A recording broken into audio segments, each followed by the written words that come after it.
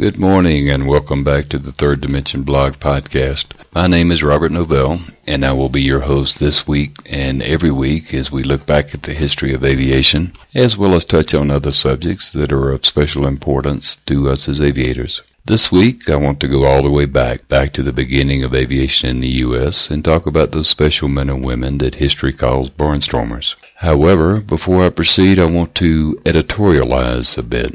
We, as modern-day aviators who practice our profession commercially, have a set of challenges that far exceed that of the early aviators, even though they also had their fair share of challenges. I do think, however, that the early aviators had far more fun practicing their craft and certainly spent more time actually flying their machines and enjoying the thrill of conquering the third dimension. So let's not forget that aviation is supposed to be fun and profitable for all of us who practice our craft in the commercial arena. Now, back to the history of the Barnstormers. There were two main factors that brought barnstorming to the forefront during the 20s. The number of World War I aviators who wanted to make their living flying airplanes, and a surplus of Curtiss JN4s called a Jenny by those who flew it, that were released by the U.S. government and sold for around $200. The Jenny was the primary trainer used to train pilots during World War I, and all of the aviators were very familiar and comfortable with these airplanes. And since there were no federal regulations governing aviation, barnstorming flourished.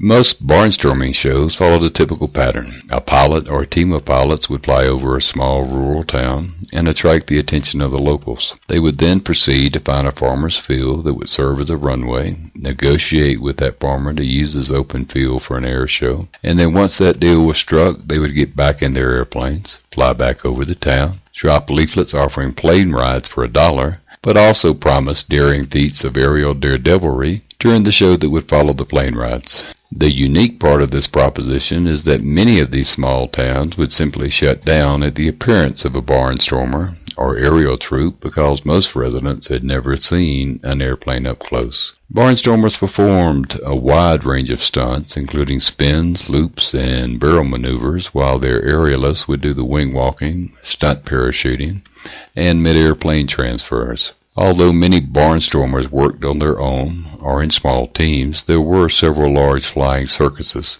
with multiple airplanes and stunt people. The best known of these was the Ivan Gates Flying Circus, the all-African American group called the Five Blackbirds, and the husband and wife team of Jimmy and Jesse Woods from Kansas. Barnstorming thrived until around 1927 when new safety regulations forced many of these aviators out of the business. The government decided they needed to protect the public after several aircraft accidents and enacted laws that began to regulate the growing civil aviation business. The new laws made it nearly impossible for the barnstormers to maintain their fragile Jennies up to the new standards, and these same laws also outlawed many of the aerial stunts at low altitude. However, the final blow came when in the late 1920s, the military stopped selling the excess Jennies and the barnstormers were forced to abandon their art form. Next week I will continue with our look back at the beginning of commercial aviation, but until then, take some time to look back and connect with your past as an aviator. And remember, regardless of your rating, you are a gatekeeper of the third dimension.